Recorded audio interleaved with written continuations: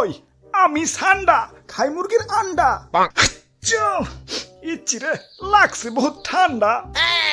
Saudi আরবে কফিলের যন্ত্রণায় 1971 সালে আমার দাদা পরদাদারা সৌদি ছেড়ে বাংলাদেশ এসে বসবাস শুরু করছিল। থ্যাংক ইউ দাদু। দাদা যদি সৌদি না ছাড়তো এতদিনে তো কফিলের ছেলেবেলের পেটে চলে যাইতাম। সবুজ শ্যামল বাংলাদেশে খুব রিল্যাক্সে আছি। না আছে কফিলের যন্ত্রণা, না আছে মরুভূমির যন্ত্রণা। কি আনন্দ আকাশে বাতাসে। মন্ত্রী, ওই মন্ত্রী, আরে ওই মন্ত্রী। জি জি হুজুর। সারাদিন টিকটক দেখ লইব, রাত সবার কাম করবো কেঠা? তোমার জ্যাঠা? আরে হুজুর দেখেন না, নেট দুনিয়া তো পুরাই ঠান্ডাময়। আপনি তো পুরাই ভাইরাল হয়ে গেছেন। নেটে ঢুকলেই খালি আপনার ছবি। কি কো তাই নাকি? কিরে ফোন দিল কারা? হ্যালো, কে? ও সময় টিভি ইন্টারভিউ দিতে হইব? বাহ ভালোই তো। আচ্ছা ঠিক আছে। আবার কারা? হ্যালো, কে? নিউজ 420? কি আপনার চ্যানেলও ইন্টারভিউ দিতে হইব? আচ্ছা আচ্ছা ঠিক আছে। হ্যালো, না না না ইন্টারভিউ দিতে পারব না, ব্যস্ত আছি।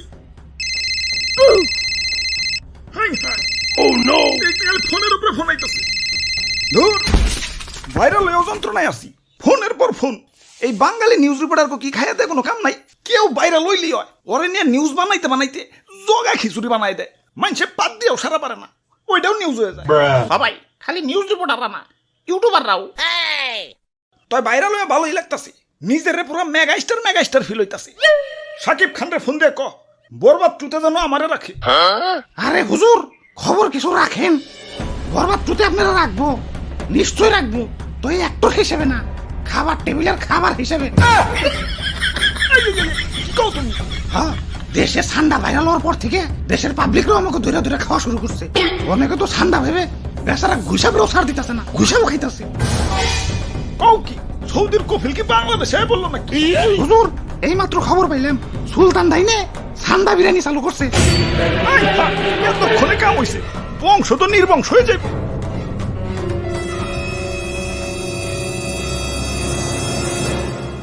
না অনেক হয়েছে, আর না, এর একটা ভিত করুনি লাগবো।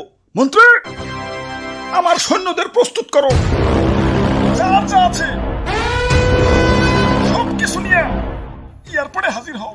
দেশ ছেড়ে পলাই তুইব। গুসাপ, তোমরাও চলো। যে দেশে ইন্টারনেট নাই ওই দেশে যাবো।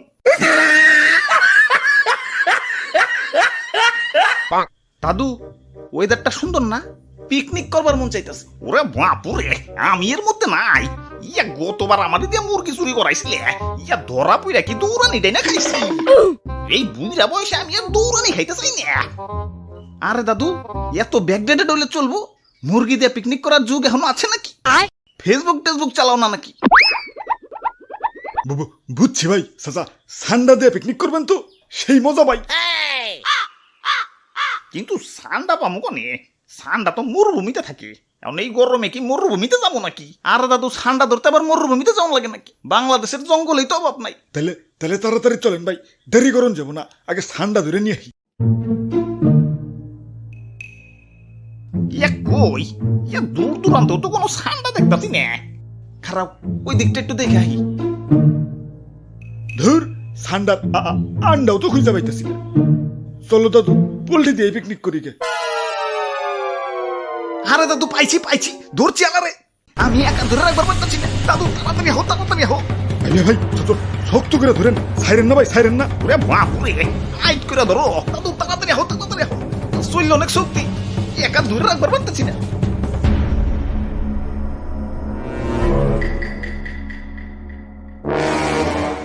ওরে বাপুরে, ইয়া কেমন জানি দেখা যায়। ইয়া কুমির কুমির মনে হইতাছে না? আরে দাদু কি যে কও, কুমিরে তো ছোট নাকি? হ্যাঁ ঠিকই তো। ওরে বাপুরে, ইয়া কুমির তো ছোট না, কিন্তু কুমিরের বাচ্চা কইলাম ছোটই। কাম হইছে, কুমিরের বাচ্চা যখন আছে আশেপাশে কুমিরের গার্জেনও আছে। বাবু গার্জেনটা কিছু করো না, ললিপপ কিনে দিন, আমি যাই। গার্জেন হার আগে এইটা বলি। ভাই গার্জেন হ্যাঁ পড়ছে।